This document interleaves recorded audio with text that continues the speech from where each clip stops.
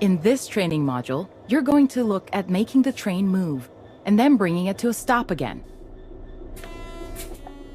While many trains have different controls and are operated in different ways, there are basically always 3 controls that are common and are required to move the train. The reverser sets the direction between forwards and backwards. The brakes are used to slow or stop the train. The throttle controls how fast the train accelerates. Keep the brake control and release until you can see the brake pipe control needles are reading 5 bar, pointing upwards. Watch the brake cylinder, or BC gauge, to see it gradually reduce to 0, which tells you that the brakes are now fully released and you can move the... Apply.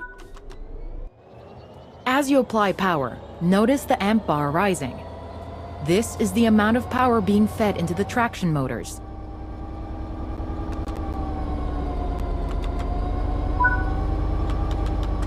Now that you've reached your target speed, you can move the throttle control back to 0. The train will then coast on level ground, and the train will only slow down very gradually.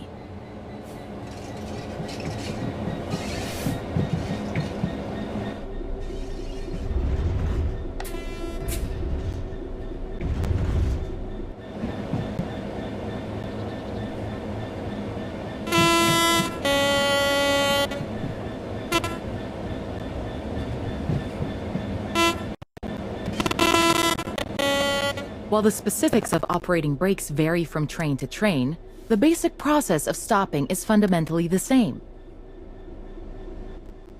Bring this train to a complete stop by holding the brake control in the apply state until you see the brake pipe control needle in the center of your cab desk showing about 4 bar. That concludes this module. Restart the module to learn the steps again, or move on to the next module.